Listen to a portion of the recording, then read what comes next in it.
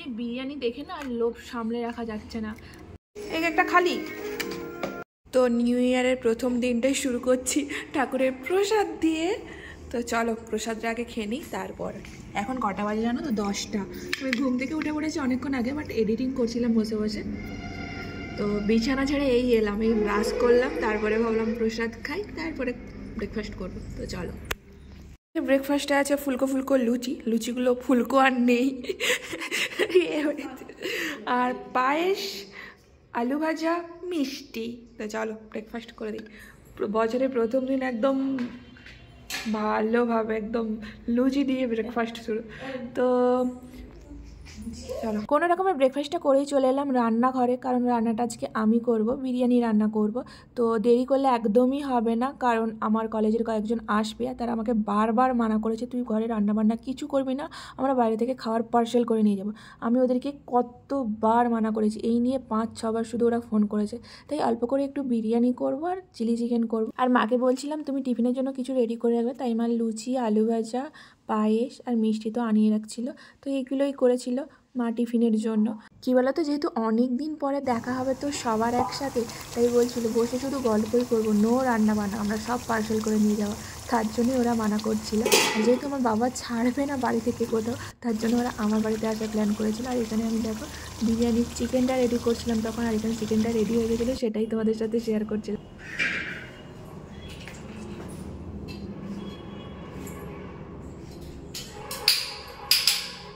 তো এইদিকে তো আমার বিরিয়ানি চিকেনটাও রেডি হয়ে গেছে, আর এইখানে মা চিলি চিকেনের জন্য চিকেনটা রেখেছে। এই চিকেনটাকে মা ভালো করে ধুয়ে দেবে, তারপর আমি এই চিলি চিকেনটা করবো। আর এখানে আমার বেরেস্তাও করা হয়ে আছে, রাখা হয়ে আছে।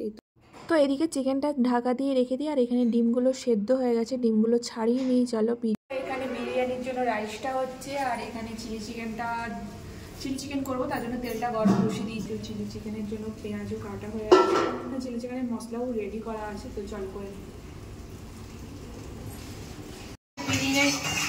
বিরিয়ানিটা কুক হচ্ছে, আর মা এখানে ফুলকপির ঝোল করবে বলে ফুলকপিটাকে ফ্রাই করে নিয়েছে। ফুলকপির ঝোল করবে, আমি এখন চান করতে হবে, চান করে আছে পায়েস চাপা দিয়ে। তো এইদিকে আমার বিরিয়ানিটা কুক হয়ে গেছে, ধোঁয়া উঠছে কেমন, প্রচণ্ড গরম, আমি হাতে ধরতে পারছি।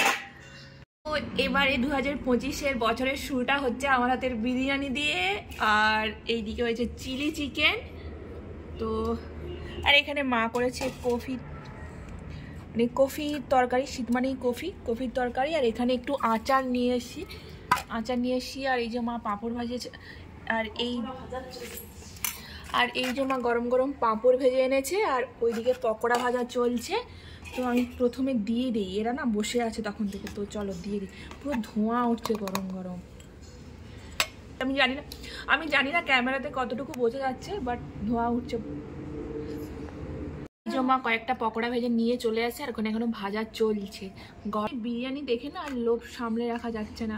মানে এগিয়ে হলো তো দোকানের থেকে না আমার ঘরে বানানো বিরিয়ানিটা বেশি ভালো লাগে। তো চলো খাওয়া দাওয়া করে নিই। খাওয়া দাওয়ার পর অনেক প্ল্যান আছে, আমি জানি না কতটুকু কি শেয়ার করতে পারবো তোমাদের সাথে।